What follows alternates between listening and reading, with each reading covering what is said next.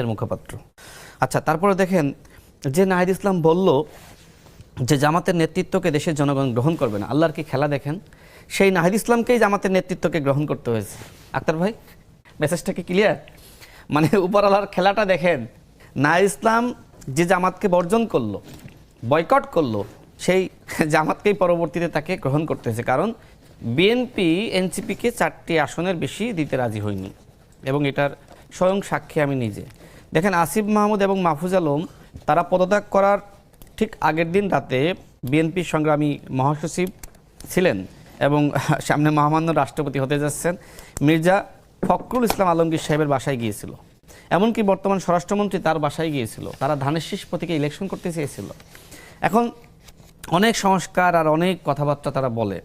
মূলত আমার কাছে যেটি মনে হয় যে এনসিপি আসলে এই মুহূর্তে এমন একটা অবস্থা সৃষ্টি হয়েছে, জামাত যদি এনসিপিকে ন্যূনতম আশ্রয় প্রশ্রয় না দেয়, আগামী 2-5 বছরে আসলে এনসিপি নামক কোনো দল থাকবে না। এখন জামাত তাদের স্বার্থে আসলে এনসিপিকে টিকিয়ে রেখেছে। দেখেন, এই যে নাসিরউদ্দিন পাটোয়ারি, সে তো এমপিও না মন্ত্রীও না, তাই না? আজকে দেখলাম যে অনেক জামাতের এমপিরা তার পিছনে দাঁড়িয়ে আছে। এর কারণটা কি? কারণ এই নাসিরউদ্দিন পাটোয়ারির মাধ্যমে বিএনপিকে এমনভাবে বেশিং করা যাচ্ছে যেটা আসলে অন্য কারোর মাধ্যমে সম্ভবপর নয়। আমি আর একটা জিনিস দেখে খুব অবাক হয়েছি, কর্নেল অলি আহমেদকে রাষ্ট্রপতি প্রার্থী হিসেবে জামাত ঘোষণা করেছে।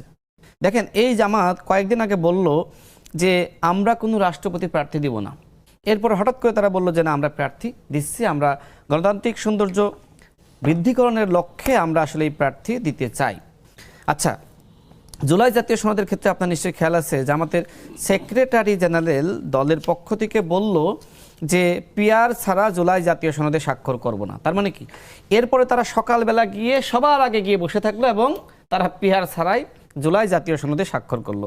তো জামাতের এরকম অসংখ্য দ্বিচারিতা আছে। এখন এনসিপি এবং জামাতের মোটামুটি মিল হয়েছে, কারণ উভয় দলই এই মুহূর্তে আসলে নতুন বন্দোবস্তের কথা বলে দ্বিচারিতার রাজনীতি করছে। যদিও অনেকে বলে থাকে যে এনসিপি নতুন বন্দোবস্তের কথা বলে আসলে ওই জামাতের যে ভণ্ডবস্তের রাজনীতি, সেই ভণ্ডবস্তের রাজনীতি তারা করছে। জামাত যে টাইপের শরিয়া আইন কায়েম করবে, এরপরে তারা বলে শরিয়া আইন তো আমরা কোথাও বলি নাই কায়েম করব, বিদেশিদের সাথে বৈঠক করে এই কথা বলে নাই। আব্দুল্লাহ মোহাম্মদ তাহের ভাই তো এই কথা বলেছে যে আমরা কোথায় বলেছি যে আমরা ক্ষমতায় গেলে শরিয়া আইন কায়েম করব, কিন্তু তাদের গঠনতন্ত্রে উল্লেখ করা আছে যে তারা ক্ষমতায় গেলে শরিয়া আইন কায়েম করবে। কিন্তু এই যে এই মুহূর্তে যিনি আসলে জামাতের রাষ্ট্রপতি প্রার্থী হয়েছেন কর্নেল অলি আহমেদ, তিনি একটি জনসভায় বলেছিলেন, আমার কাছে মনে হয় যে মেজর আক্তার ভাই সেই জনসভায় থাকলেও থাকতে পারেন, সেখানে তিনি বলেছিলেন যে জামাতের আমির আমাকে কথা দিয়েছে ক্ষমতায় গেলে শরিয়া আইন কায়েম করবে না, সংবিধান অনুযায়ী দেশ চালাবে। আচ্ছা, আপনারা যারা বললেন যে সংবিধান অনুযায়ী দেশ চালাবেন, সেই সংবিধানকে আপনারা মানতেছেন? আপনারা বলতেছেন এই সংবিধানকে ছুঁড়ে ফেলো। এখন আসলে জামাতের আসলে ঠিক ঠিকানা আমি বুঝতেছি না, তারা আসলে কি চায়। দেখেন, জামাতের রাজনীতি পরিশুদ্ধ হওয়া দরকার। আমরা মনে করি আওয়ামী লীগের যেহেতু পতন হয়েছে, বাংলাদেশের যে গণতান্ত্রিক ধারাবাহিকতা সেটি রক্ষা করার জন্য অবশ্যই বাংলাদেশে অপোজিশনের প্রয়োজন আসে। কিন্তু এই অপোজিশন যদি আসলে ইসলাম নিয়ে জাতির সাথে মুনাফিকি করে, এই অপোজিশন যদি আসলে মিথ্যাচার করে, এই অপোজিশন যদি যে এনসিপি তাদের সম্পর্কে এত কথাবার্তা বলল, সেই কথাগুলোর কোনো জবাব কি আছে? তার মানে কি এনসিপি জামাত সম্পর্কে যে কথাগুলো বলেছিল, যেহেতু পরবর্তীতে তাদেরকে জামাত গ্রহণ করেছে জোটে, তার মানে কি এনসিপি তো সত্যই বলেছিল। যতক্ষণ না পর্যন্ত জামাত এই বিষয়গুলো নিয়ে নিজেদের অবস্থান পরিষ্কার করতে পারবে, আমার কাছে মনে হয় জামাত তো এখন চাচ্ছে যে ক্ষমতায় যাওয়ার জন্য, এবার প্রধান বিরোধী দল হয়েছে, আমার কাছে মনে হয় এই অবস্থান ক্লিয়ার করতে না পারলে জামাত কখনোই বাংলাদেশে ক্ষমতায় যেতে পারবে না। সর্বশেষ লাইনটা হলো, দেখেন আমাদের মেজর আক্তার ভাই একজন বীর মুক্তিযোদ্ধা, পারুক আর না পারুক তার সাথে কোটার কি সম্পর্ক? কারণ ধরেন জামাত তো বলছে যে আপনারা দলীয়করণ করছেন, আবার জামাত আপনি বলছেন যে ইউনূস সরকারের সময় সার্জিস হাসনাত সহ অনেকে জামাতের লোকজনকে দলীয়করণ করে বিভিন্ন জায়গায় বসিয়ে দিয়েছে। না, এটা যেটা হয়েছে, যে সময় তারা দেখছে যে আমরা আর পারতেছি না, সুতরাং আমরা তো আসলে কখনো আসলে বিএনপিকে যদি আমরা সুযোগ দিই, বিএনপি যেহেতু অতীতে ক্ষমতায় ছিল, সেক্ষেত্রে আসলে আমাদের আর কিছু থাকে না। তো তারা চেয়েছিল আসলে জামাতের লোকজনকে বসিয়ে নিজেরা কিছু ফায়দা নিতে, এবং সেটি হয়েছে। তো এনসিপির শীর্ষ 1 ডজন নেতা কোনো না কোনোভাবে দুর্নীতির সাথে জড়িত, এবং সেটা ইন্টারিমের সময় কিন্তু আমরা দেখেছি বিভিন্ন গণমাধ্যমে এসেছে। আমার শেষ লাইনটা ছিল, আমার শেষ লাইনটা বলে শেষ করি। আমরা তো আখতারুজ্জামান সাহেবকে আমি শেষ লাইনটা বলি, ওই সময়কার শেষ লাইনটা যেটা শেষ করতে চেয়েছিলাম, আমার কথা হলো যে এই যে মেজর আক্তার ভাইরা তারা তো বীর মুক্তিযোদ্ধা, কিন্তু আমার প্রশ্ন হলো জামাত কি এখনো পর্যন্ত 71-এর যে ভূমিকা তারা যে আসলে ওই সময় পাকিস্তানি বাহিনীর পক্ষে অবস্থান নিল, এখনো পর্যন্ত তারা কি ক্ষমা চেয়েছে আনুষ্ঠানিকভাবে? তারা বলে এই যে যে প্রধান তারা বিরোধী দল চেয়েছে, হয়েছে, তারা নাকি এরপরে তো বিভিন্ন জাতীয় জায়গায় সংসদে দাঁড়িয়ে তারা ক্ষমা চায়নি। সুতরাং আমি মেজর আক্তার ভাই যেহেতু একজন বীর মুক্তিযোদ্ধা, তার প্রতি শ্রদ্ধা রেখে বলবো, আপনি যেহেতু এখন জামাতের একটা গুরুত্বপূর্ণ জায়গায় আছেন, অন্তত আপনার দায়বদ্ধতা হলো এই জামাত যাতে জাতির কাছে দুঃখ প্রকাশ করে আনুষ্ঠানিকভাবে ক্ষমা চাই, এই জন্য আপনি এই ফোরামে এই জিনিসটা তোলেন। আমরা জনাব আক্তার জামান আপনার কাছে আসে অনেকগুলো অভিযোগের তীর উত্থাপিত হয়েছে। তার মধ্যে একটা হচ্ছে যে এনসিপি মূলত জামাতকে আশ্রয় করে রাজনীতি করে এবং তারা মূলত জামাতেরই একটি অঙ্গ সংগঠনে পরিণত হয়েছে। আবার অন্যদিকে এনসিপির যিনি নেতা, তিনি একটা শর্ত দিয়েছেন। তিনি বলেছেন যে তারেক রহমান ভারতে যেতে পারবেন না যতক্ষণ পর্যন্ত শেখ হাসিনার প্রত্যর্পণের বিষয় ঠিক না হয়। তিনি বলেছেন যে ভারতের সাথে বাংলাদেশের সম্পর্ক কিভাবে নতুন করে নিরূপণ হবে, এই প্রশ্নের সমাধান না হওয়া পর্যন্ত তারেক রহমান ভারতে যেতে পারবেন না। শেখ হাসিনার প্রত্যর্পণ এবং ভারতের সাথে বাংলাদেশের সম্পর্ক কিভাবে নিরূপণ হবে, এই প্রশ্নের সমাধান না করে তারেক রহমান ভারতে যেতে পারবেন না। মাননীয় প্রধানমন্ত্রী কোথায় যাবেন আর যাবেন না, সেটাকে এনসিপি সভাপতির কথা শুনে তাকে করতে হবে, এটা হচ্ছে একটা প্রশ্ন। আরেকটা হচ্ছে তিনি আরো এটা বলেছেন যে চিন্তা করেন সেভেন সিস্টার্সের কোন একটা স্বাধীনতাকামী সংগঠন ঢাকায় প্রেস কনফারেন্স করলো এবং বাংলাদেশ সরকার বললো এটার দায় আমাদের না, আমরা জানি না এটা কিভাবে হয়েছে, আমরা এটাকে সমর্থন করি না, এটাকে কেউ বিশ্বাস করবে? সুতরাং দিল্লিতে যে প্রেস কনফারেন্স হয়েছে সেটি ভারত সরকারের প্রত্যক্ষ পরোক্ষ সমর্থনে হয়েছে। যে কোনো উদাহরণ দিতে গেলে সেভেন সিস্টার্স আসে কেন? মানে সেভেন সিস্টার্স নিয়ে এত অস্থিরতা কেন এই এনসিপির মধ্যে? এনসিপি কি মনে করে যে ভবিষ্যতে সেভেন সিস্টার্স তারা সেখানে ক্ষমতা যাবে, এনসিপি যাবে ক্ষমতায় সেখানে? এখন কি আমি শুরু করবো? হ্যাঁ, একটু বলুন। ধন্যবাদ আপনাদের সবার প্রশ্নের জন্য। তাহলে আমি একটা করে শুরু করি। প্রথম এনসিপি রাজনীতি শুরু করি। এনসিপি একটা বিপ্লবোত্তর বা বিপ্লবের সঙ্গে সংগঠিত, রাশেদ সাহেব একই সঙ্গে ছিল বিপ্লব হিসেবে। তারা তাদের রাজনীতি একটা দর্শন তৈরি করেছে। সে দর্শন তৈরি করে ডক্টর ইউনূস সাহেবকে তারা প্যারিস থেকে খেলার মাঠ থেকে নিয়ে আসছে এবং ডক্টর ইউনূস সাহেব সেখানে আন্ডারস্ট্যান্ডিং হয়েছে যে ডক্টর ইউনূস এই বিপ্লবীদেরকে করবেন। কিন্তু ডক্টর ইউনূস এখানে এসে এক বাঞ্চ অফ অ্যান্টি রিভলিউশন বা অ্যান্টি বিপ্লব সুবিধাবাদী লোকদেরকে নিয়ে একটা অন্তর্বর্তী সরকার গঠন করলো। এটা কি অ্যান্টি বিপ্লব ছিল? এটা সবাই অ্যান্টি বিপ্লব। তিনজন উপদেষ্টা তো একেবারে বিপ্লবের সাথেই ছিল। এরাই তো ধান্দাবাজ। ধান্দাবাজ এনজিও গুলো টাকা নেই যে আজকে আসিফ মাহমুদ সবি ভুইয়া, নাহিদ, ওনাদের কথা বলছেন না, মাহফুজ, এরা তো ছাত্র উপদেষ্টাদের কথা বলছেন না। অন্যরা ধান্দাবাজ ছিল। ধান্দাবাজ গুলো কি? আসিফ নজরুল কি না এক নম্বর টাউট? সরি, আপনার তো এক্সপান্স করতে হবে আপনার নাম্বার। না, আপনি বলতে পারেন, আপনার বক্তব্য আপনি বলতে পারেন। এই যে আজকে দেখলাম একটা স্বর্ণের দোকানে বসেছিলাম, একটা স্বর্ণের দোকানে বসেছিলাম, একটা এনজিও স্বর্ণের দোকানে 26% ইন্টারেস্টে টাকা লুটি করতেছে। এনজিও টাকা আনতেছে, মানুষের গরিব মানুষ সেখানে তারা এই যে এনজিও গুলা, এই সবগুলা এনজিও দেখেন আপনি। এই যে আমাদের ওই যে বন্যা না কন্যা একটা মহিলা আমাদের ইয়া বিক্রি করে খায়, এনভায়রনমেন্ট বিক্রি করে খায়, রিজওয়ানা হাসান, বন্যা না ওনার রিজওয়ানা হাসান, এখন এই বন্যা মানে এগুলো বন্যা বিক্রি করে। আচ্ছা, আপনি বলতে যাচ্ছেন প্রাকৃতিক দুর্যোগ বিক্রি করে খায়, এটা তাদের ধান্দা। এখন এদিকে না ডক্টর ইউনূস যেটা করলো, টোটালি বিট্রে করলো, রাশেদদের সঙ্গে বিট্রে করলো, সকল আন্দোলনকারীদের সঙ্গে বিট্রে করলো, তাদেরকে ডিভাইড করে সে করলো যে উনি ক্ষমতা থাকবেন। ক্ষমতা কার জুড়ে থাকবেন? সেনাবাহিনী প্রধান স্পষ্ট করে বলে দিচ্ছেন 18 মাসের মধ্যে নির্বাচন হইতে হবে। তার মানে সেনা প্রধান তার সঙ্গে নাই। বাইডেন সাহেব চলে গেলেন, ট্রাম্প সাহেব আসলো। ট্রাম্প সাহেব এসে বললো যে আমি টাকা দিছিলাম, এই টাকা বিপ্লব হয়েছে। তো ডক্টর ইউনূস নিজে একটা, ইউনূস সাহেব নিজেও তো বললেন মেটিকুলাসলি ডিজাইন। না, আমি আমাকে শেষ করে দেন। তো ডক্টর ইউনূস মেটিকুলার ডিজাইন হলে তুমি বাট এখন আসছো কেন? তাহলে আরেকজন মেটিকুলার ডিজাইন হলে তুমি যদি বলো একজন মেটিকুলার ডিজাইন করে বিপ্লবটা আসছে, তাহলে তোমাকে মেটিকুলার ডিজাইনই তোমাকে নিয়ে আসছে অধর্ম গাধা। এটা প্রমাণ করলো সেটা অধর্মটা গাধা। না হলে আজকে এনসিপি হয়তো সেকেন্ড পার্টি থাকতো যদি ডক্টর ক্ষমতায় থাকতো এখন পর্যন্ত, যদি ডক্টর ইউনূস এনসিপির চেয়ারপারসন হইতেন, যদি এনসিপির আহ্বায়ক হইতেন, তাহলে কি হতো? আমাদের মতো অনেক সুবিধাবাদী লোক দৌড়ে গিয়ে চলে যেতাম। এখন যখন আমরা বিএনপি ক্ষমতায় আসে, আমি বসে আছি কবে আমাকে ডাক দিবে, আমি তো অর্ধেক দাঁড়ায় আছি। তাই আরে ওরকম তো ভাবো, বুঝছেন না? ডাক দিলে আমি আবার লাভ দেওয়া ওই ক্ষমতার কাছে চলে যাব। এটা তো আমাদের মানসিকতা। আপনি দেখেন না কোন লোকটা বাংলাদেশে ক্ষমতা পরিবর্তনের সঙ্গে দল পরিবর্তন করে নাই। সুবিধাবাদী আমরা কারা যায়নি, কারণ কোনো না কোনো ভাবে আমরা ক্ষমতা আশ্রয়ের কাছে যাই নাই।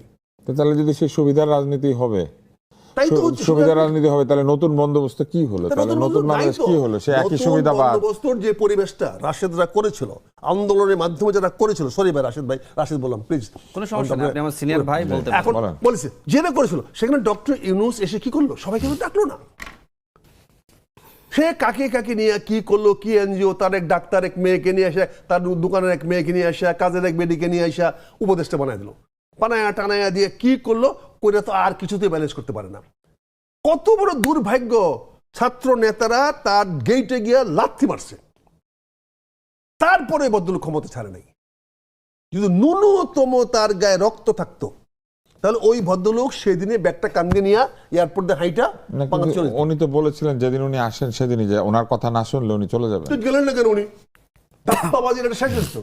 উনি এটাও বলেছিলেন নাহিদকে যে ধাপ্পা। আমি চলে যাব, নাহিদ সবাইকে এসে না না, খবর যা দিয়েছিলেন। চলে যাবো, আরে বাবা রে, বিধবা মেয়ের মতো কান্নাকাটি। তো উনি তখন লাথি মারছে ওনার অফিসের মধ্যে, আর কি বাকি থাকে? ওনার অফিসে লাথি মারার পরে কি বাকি থাকে?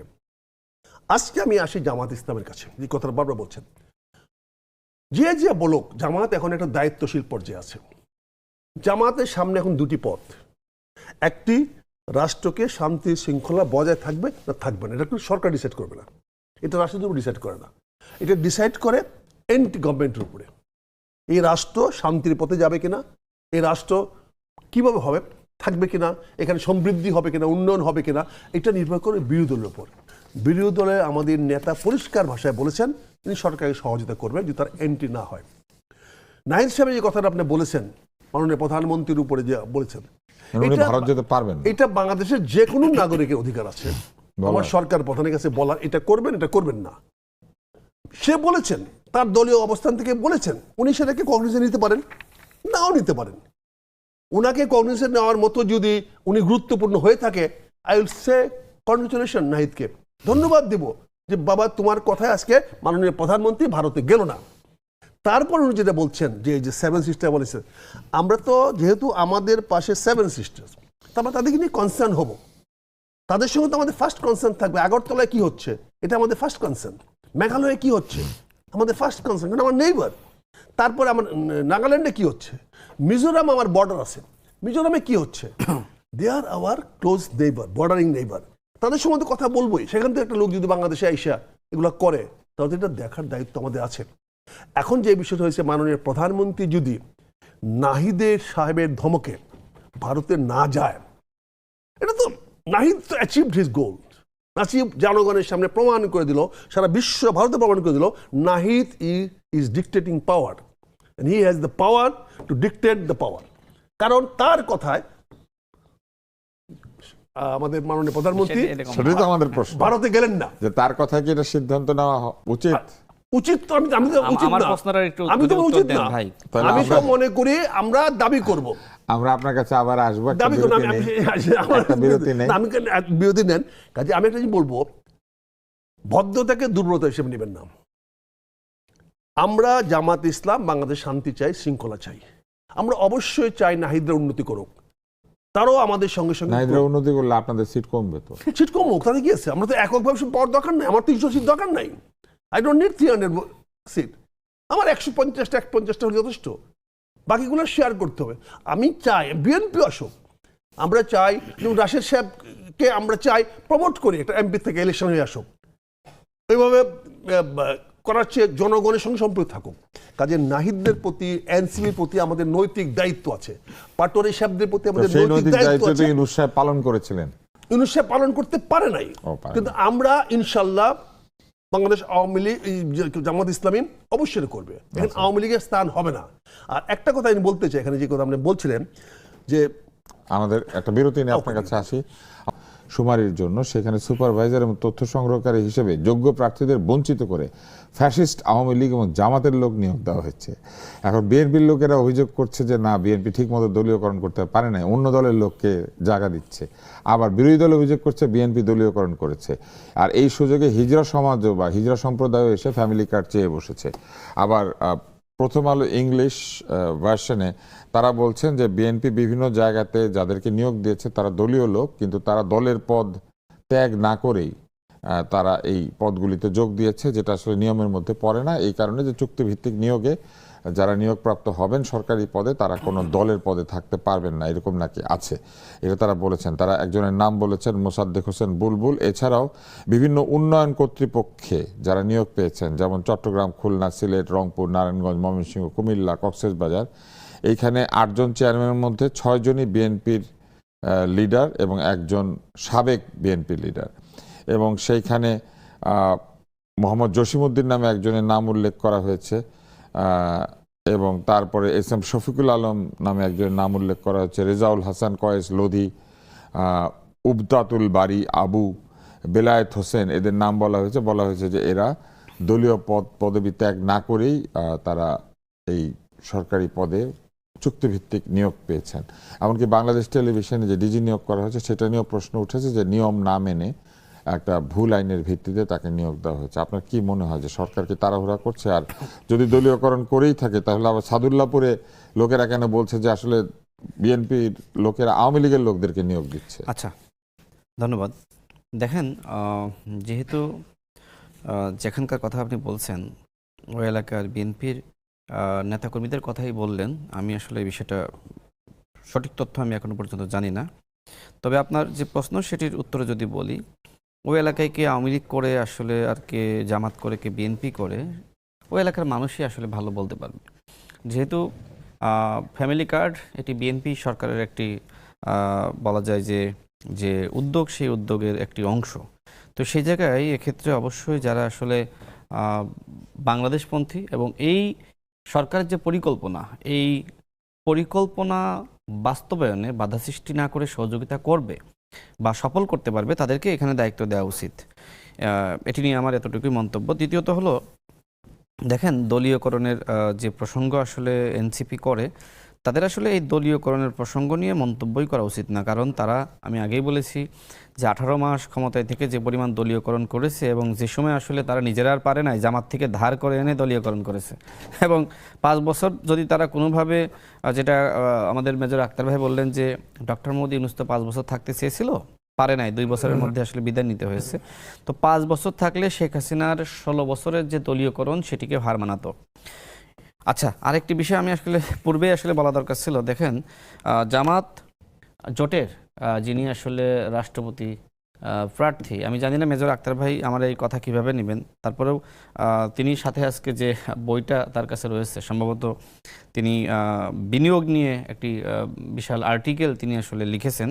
তো তার মেধা, তার বক্তব্য শুনলে বোঝা যায় যে তিনি আসলে কতটা মেধাবী এবং সবার সাথে তিনি মিশতে পারেন, গণমানুষের সাথে তার সম্পৃক্ততা আছে।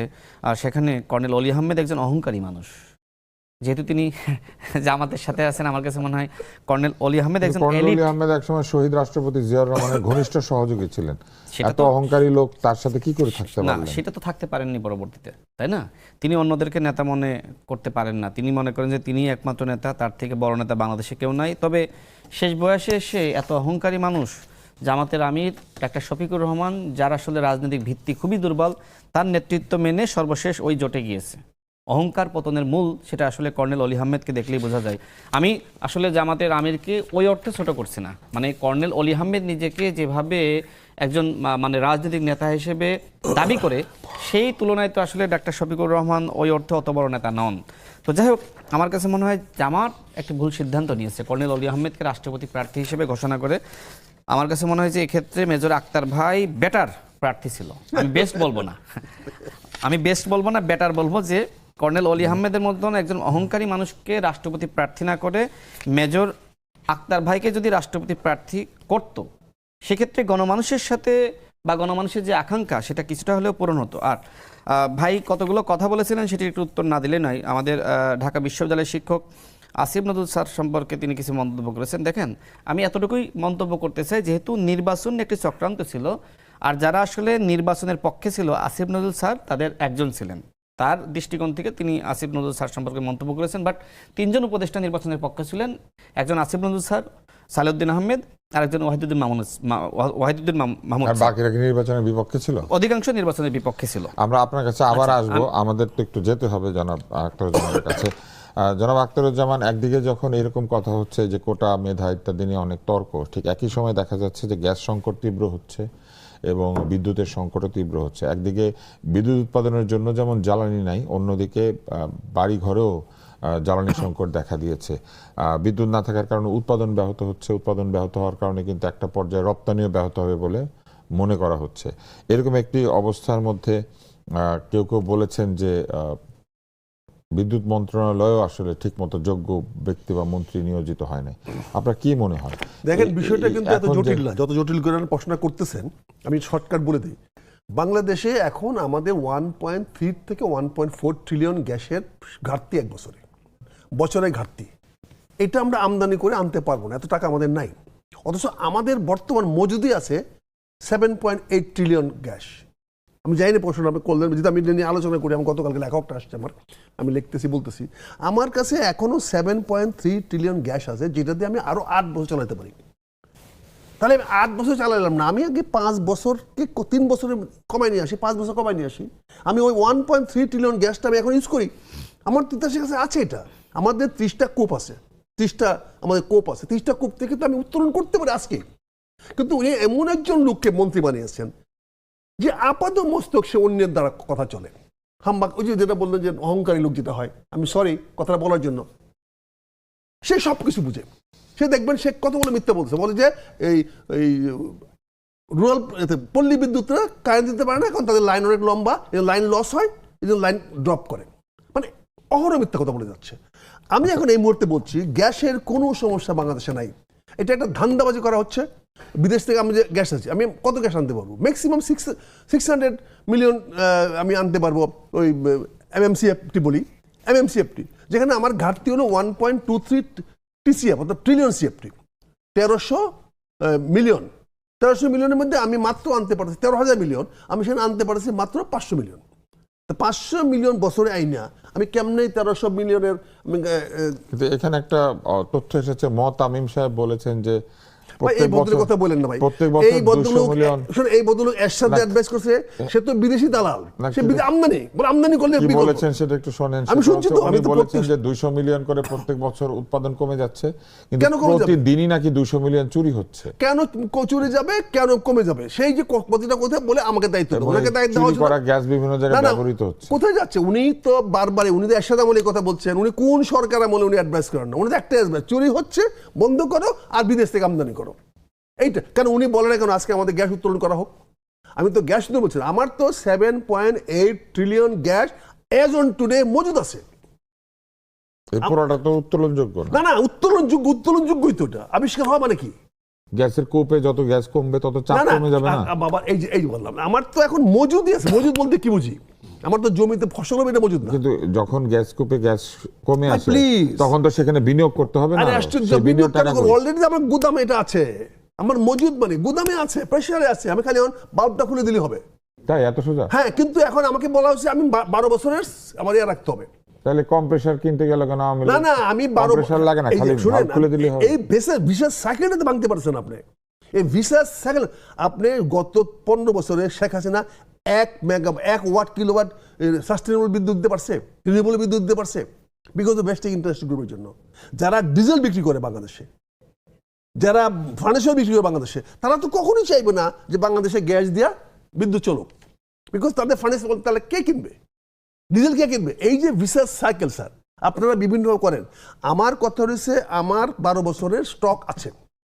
আমার ইমার্জেন্সি আমি 2 বছর, আমি তো প্রধানমন্ত্রীকে আপনার মাধ্যমে বলবো, আমি রাজেশ প্রধানমন্ত্রী বলবো যে আপনি ইমিডিয়েটলি 2 ট্রিলিয়ন গ্যাস আমরা এখানে বিরতি নেব। তবে একটা প্রশ্ন রেখে যাই, আপনি যেটা বুঝতে পারছেন, তাহলে সরকারের যে বিদ্যুৎ উৎপাদন যন্ত্র অথবা জ্বালানি মন্ত্রণালয় সেটা বুঝতে পারছে না। এখানেও কি মানে চুরা সব ধান্দাবাজ পারবে না কেন? দে আর মোর ক্লেভার, দে আর মোর নলেজেবল দেন মি। আমি নলেজ তো তাদের কাছ থেকে পাচ্ছি, আমি নলেজ তো আমি একবার বলছি না, এই নলেজটা আমি তাদের কাছে পাচ্ছি। আমি রাশিদের মাধ্যমে বলবো, প্রধানমন্ত্রী বলেন গ্যাস আমদানি না করে 1.3 ট্রিলিয়ন গ্যাস ইউজ করো, আমরা এই 12 বছরের স্টকটাকে 8 বছরে নিয়ে আসো, গ্যাসের প্রবলেম উইদিন উইকস। আমরা এই পর্যায়ে একটা বিরতি নেই। আমাদের আসলে বিরতির মধ্যে আমরা বিজ্ঞাপন দেখব, বিজ্ঞাপনের মাধ্যমে আমরা কিছু তথ্য সংগ্রহ করব পণ্যের ব্যাপারে। পুষ্টি নিবেদিত চলমান দেখতে থাকেন। সবচেয়ে বড় বেনিফিশিয়ারি কি ব্যাটারি রিকশাওয়ালারা? একটু ইন্টারাপ্ট করি ভাই, আপনারা কতগুলো জিনিস সরকারের কতগুলো মানে মন্ত্রীদের কত ধাপ্পান্তে পড়ে গেছেন। প্রথম কথা হচ্ছে ও মিথ্যা কথা বলেছে, সারা বাংলাদেশে সন্ধ্যার পরে কোনো বিদ্যুৎ থাকে না।